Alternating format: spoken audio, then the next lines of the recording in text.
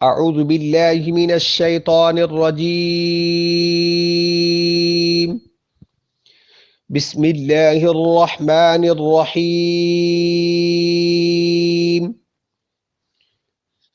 وإن كنتم على سفر ولم تجدوا كاتبا فرهان مقبوضة فإن أمن بعضكم بعضا فليؤد الذي اؤتمن أمانته وليتق الله ربه ولا تكتموا الشهادة ومن يكتمها فإنه آثم قلبه والله بما تعملون عليم.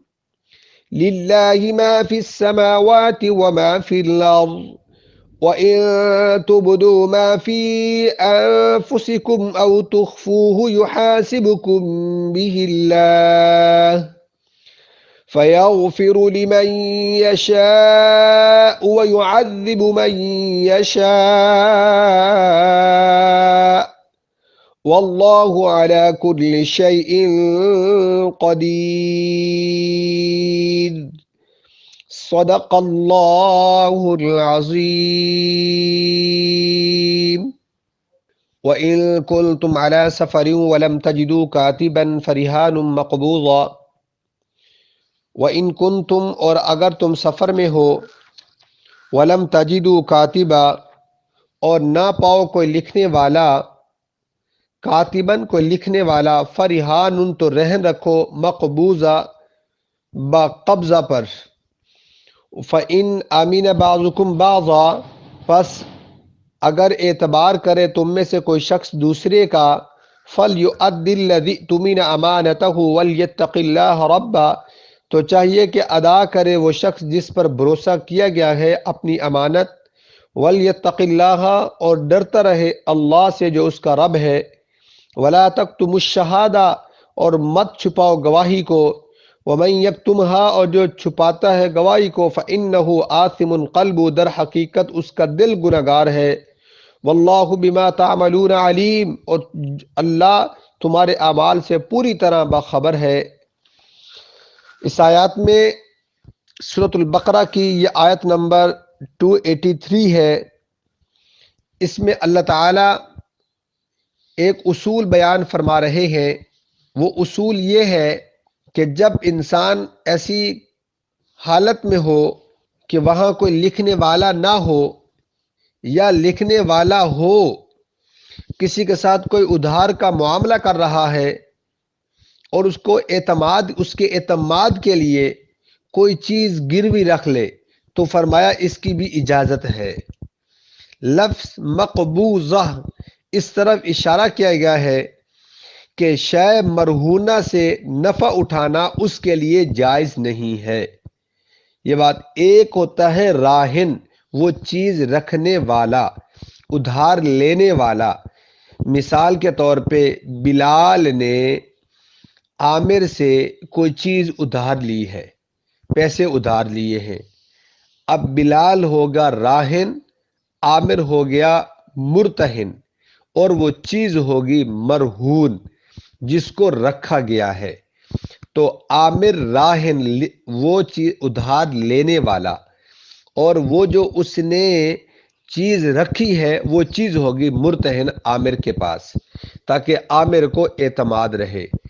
تو ذہن میں رکھیے گا، اگر کوئی آدمی ادھار کا معاملہ کرے تو کوئی چیز اس کے پاس گروی رکھ لے تو شریعت نے اس کی بھی اجازت دی ہے، لیکن جو چیز گروی رکھی ہے وہ اس آدمی کے پاس جو مرتہن ہے اس کے پاس وہ امانت ہے، وہ اس امانت میں خیانت نہیں کر سکتا، یعنی اس چیز کو استعمال نہیں کر سکتا۔ اگر وہ اس کو استعمال کرے گا شرعی طور پہ یہ ناجائز ہے اور وہ امانت میں خیانت کرنے والا ہوگا۔ یہ چیز اس نے اس لیے رکھی ہے اس کو اعتماد دلانے کے لیے، تاکہ وہ میں آپ کی امانت جو ہے واپس کر دوں گا، اس لیے اس نے وہ چیز رکھی ہے۔ تو اللہ نے فرمایا وَلَمْ تَجِدُوا كَاتِبًا فَرِهَانٌ مَقْبُوضًا فَإِنْ أَمِنَ بَعْضُكُمْ بَعْضًا فَلْيُؤَدِّ الَّذِي اؤْتُمِنَ۔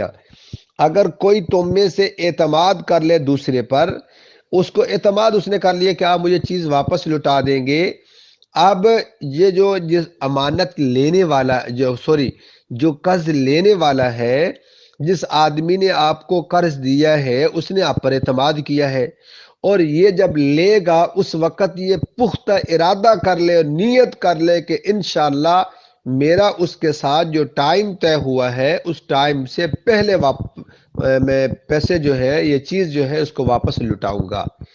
جب یہ نیت کر لیتا ہے اللہ تعالی کی مدد اس میں شامل ہو جاتی ہے، اور اللہ ایسی اسے توفیق دیتے اور ہمت دیتے ہیں، ایسے اسباب پیدا کر دیتے ہیں کہ اس وقت سے پہلے وہ آرام سے واپس لٹا سکتا ہے۔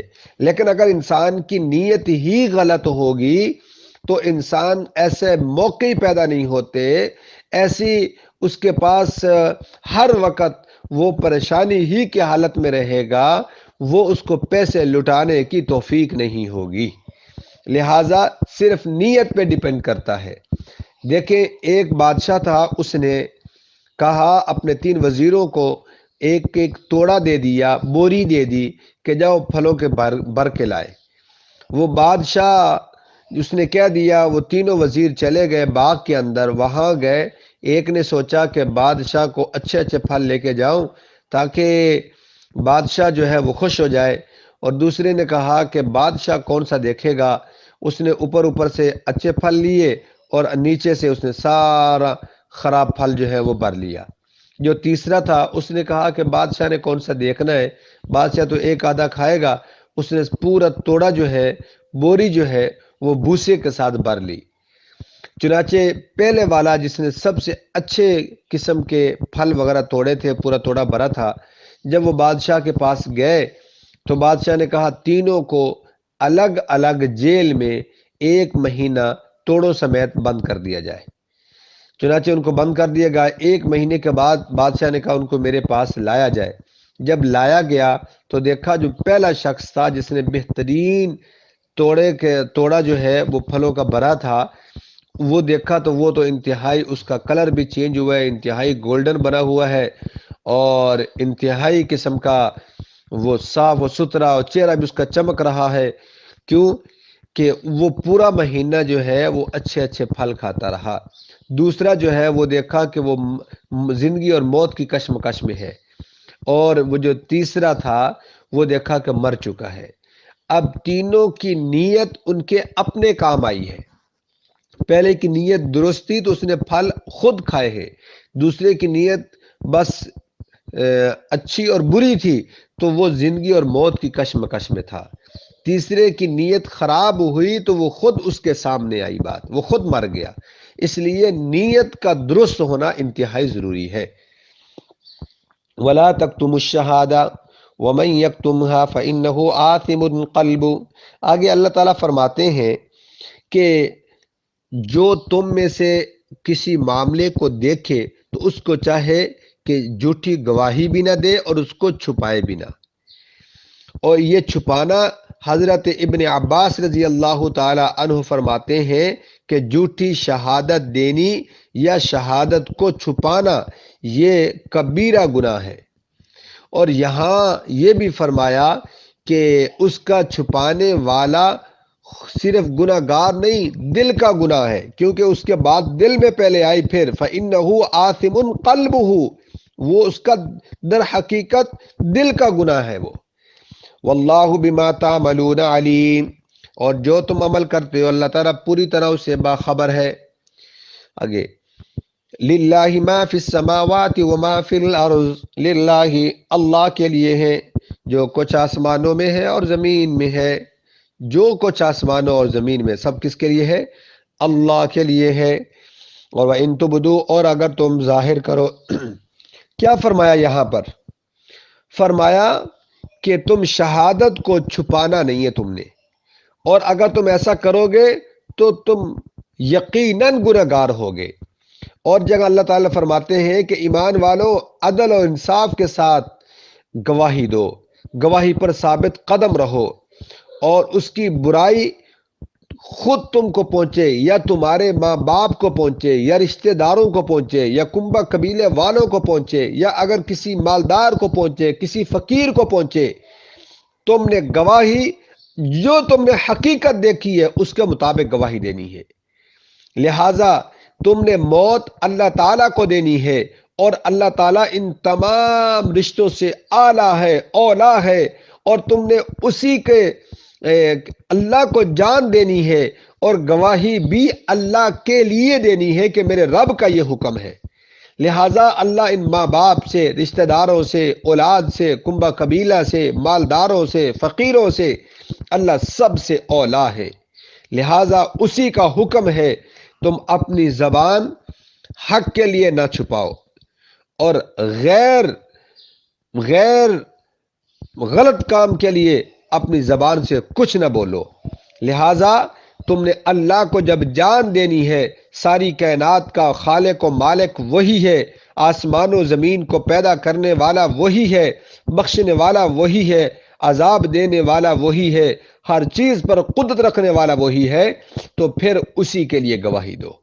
اب ترجمہ، للہ ما فی السماوات و ما فی الارض، اللہ ہی کے لیے ہے جو کچھ آسمانوں اور زمین میں ہے، وَإِن تُبْدُوا، اور اگر تم ظاہر کرو، ما فی انفسکم، جو تمہارے دلوں میں ہے، او تخفوا، یحاسبکم، یا چھپاؤ، برحال حساب لے گا تم سے اس کا اللہ تعالیٰ، فیغفر، یعنی گواہی کس کے لیے؟ اللہ کے لیے۔ چھپاؤ کس کے لیے؟ رشتہ دار ہیں، کنبہ قبیلہ ہے۔ ظاہر کرو کسی غریب آدمی نہیں، جو حق بات ہے وہ بولے۔ فَيَغْفِرُ لِمَن يَشَاءُ وَيُعَذِّبُ مَن يَشَاءُ، اگر حق بات کرو گے اور سچی گواہی دو گے پھر بخش دے گا تمہیں اللہ جسے چاہتا ہے، وَيُعَذِّبُ، سزا دے گا جسے چاہے، وَاللَّهُ عَلَى كُلِّ شَيْءٍ قَدِيرٌ، اور اللہ تعالیٰ ہر چیز پر قدرت رکھنے والے ہیں۔ آخر دعوانا ان الحمد للہ رب العالمین۔